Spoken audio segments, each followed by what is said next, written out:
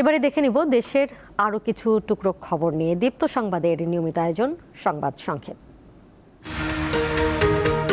প্রধানমন্ত্রী তারেক রহমানের জন্য শুভেচ্ছা উপহার হিসেবে ভারতের ত্রিপুরার মুখ্যমন্ত্রী মানিক সাহা 780 কেজি আনারস পাঠিয়েছেন।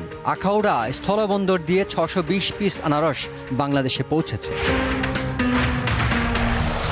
রাজধানীর মিরপুর ডিওএইচএসে সাবেক সেনা কর্মকর্তা মেজর জেনারেল জিয়াউল আহসানের একটি ফ্ল্যাট ও সেখানে থাকা জিনিসপত্র জব্দ করেছে দুর্নীতি দমন কমিশন।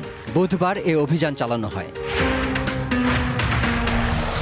নির্ধারিত শিক্ষাগত যোগ্যতার লক্ষ্যমাত্রা অর্জনে ব্যর্থ হওয়ায় পাবনার বেড়া উপজেলার 50টি সরকারি প্রাথমিক বিদ্যালয়ের সব প্রধান ও সহকারী শিক্ষককে কারণ দর্শানোর নোটিশ দিয়েছে উপজেলা প্রাথমিক শিক্ষা অফিস।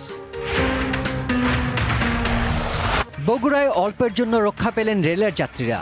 বুধবার গাবতলীর সুখানপুকুর রেল স্টেশনে একই লাইনে দুটি ট্রেন মুখোমুখি অবস্থানে চলে আসে।